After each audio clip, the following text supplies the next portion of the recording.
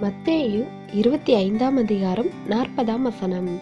இவர்களில் ஒருவனுக்கு நீங்கள் எதை செய்தீர்களோ அதை எனக்கே செய்தீர்கள் என்று மெய்யாகவே உங்களுக்கு சொல்லுகிறேன் என்பார்.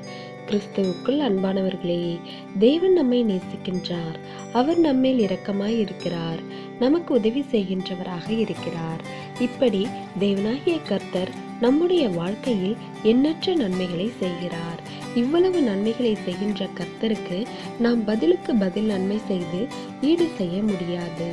அதற்கு பதிலாக அவர் நம்மிடம் எதிர்பார்க்கும் காரியங்களை செய்ய வேண்டும். அதாவது, இந்த சிறியவர்களுக்கு எதை செய்தீர்களோ அதை எனக்கே செய்தீர்கள் என்ற சத்தியத்தை நாம் நிறைவேற்ற வேண்டும். அதாவது, எளியவர்கள், திக்கற்றவர்கள் போன்றோருக்கு உதவி செய்வது, இரக்கம் செய்வது, அது மாத்திரமல்ல, தேவனாகிய கர்த்தர் நமக்கு என்ன செய்ய வேண்டும் என்று எதிர்பார்க்கிறோமோ அதை அவரிடம் இருந்து பெற்றுக்கொண்ட நாம் அவர்களுக்கு அதை செய்கின்றவர்களாக இருக்க வேண்டும்.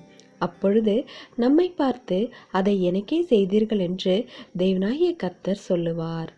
தேவனுடைய கிருபையும் இரக்கமும் நம் அனைவரோடும் இருப்பதாக. ஆமேன்.